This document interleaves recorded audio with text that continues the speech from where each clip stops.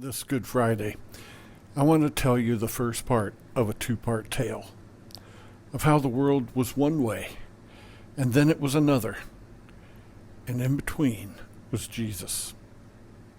The world before Jesus was a world starving for spiritual light. All nations of the world were in utter darkness, except for the tiny nation of Israel.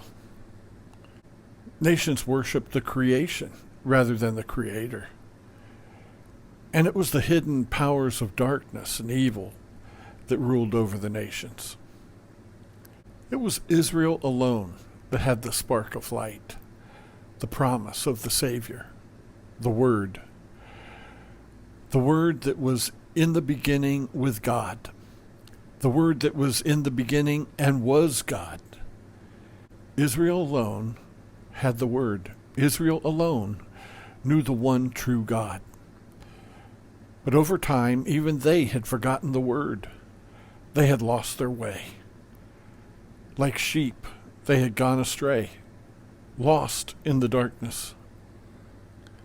Until, in the fullness of time, the light, which was the Word, became flesh and dwelt among them. The very light of the world walked the earth. The people who had ears to hear heard him speak.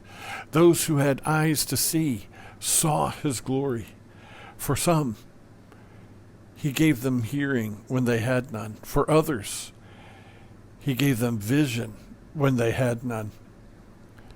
He made the lame walk, and he even raised the dead to life. The true light that gives light to everyone had come into the world. He was in the world, and though the world was made through him, they did not recognize him. He came to his own people, but his own people did not receive him. The light came into the world, but the people loved the darkness rather than the light, and they crucified the light of the world. What no one knew was that unbeknownst to the people, unbeknownst to the powers of evil behind their actions, the light absorbed all of the darkness into himself. The light would be put out for a moment, but the darkness would be destroyed forever. Hear the rest of the story on Sunday morning.